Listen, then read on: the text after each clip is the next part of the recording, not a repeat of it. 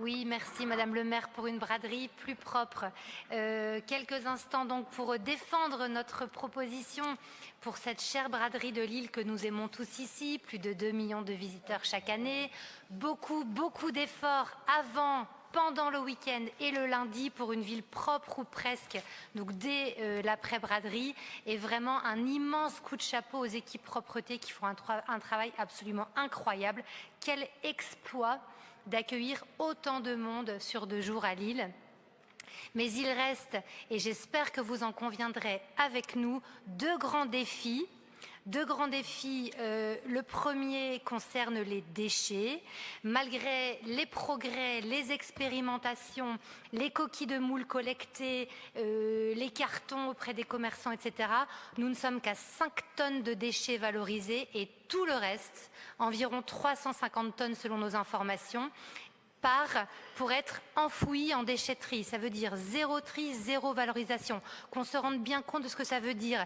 Plastique, verre, carton, déchets organiques, déchets de toutes sortes, hop, enfoui. Les volumes sont tels à la braderie, entre les déchets des bradeux et les déchets des visiteurs, que voilà, tout est embarqué en dehors des circuits normaux des déchets de la métropole lilloise. Et ça, vous en conviendrez, ça n'est pas acceptable. Le deuxième défi, les toilettes, pour le dire très simplement. Alors, je sens qu'on va me répondre que ça coûte cher de mettre plus de sanitaires, plus de cabines de sanitaires lors de la braderie. Là, je vous ai répondu tout à l'heure que j'étais d'accord. Donc, vous êtes d'une mauvaise foi incroyable. Madame vous Aubry, étiez vous face à moi. Mais vous rigolez. J'ai entendu Monsieur Richir nous dire que ça coûtait cher. Et il a raison. Je vous ai répondu tout à l'heure en conseil privé que nous partageons et que... Mais c'est génial, vous allez pouvoir le voter alors mon texte. Ah bah alors non. attendez. Non mais vous êtes d'une mauvaise foi, c'est insupportable.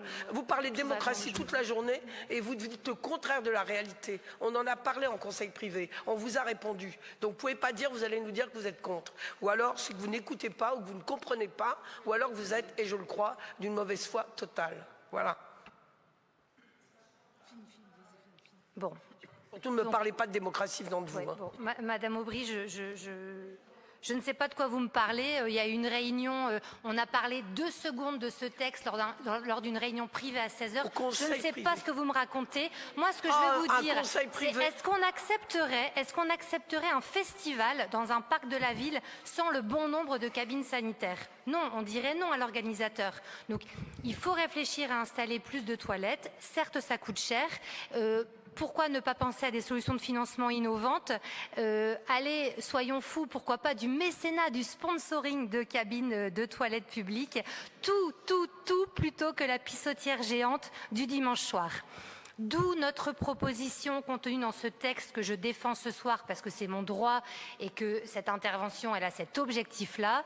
D'où notre proposition, en espérant que vous la voterez, d'organiser un groupe de travail avec à la fois les experts de la ville, de la MEL, qui soient ouverts aux Lillois volontaires, aux conseillers de quartier, aux jeunes du Conseil de la jeunesse, pour que dans moins de 10 mois, à la prochaine braderie, on offre un événement plus propre, plus respectueux de l'environnement, comme de notre cadre de vie. Je vous remercie pour votre écoute attentive.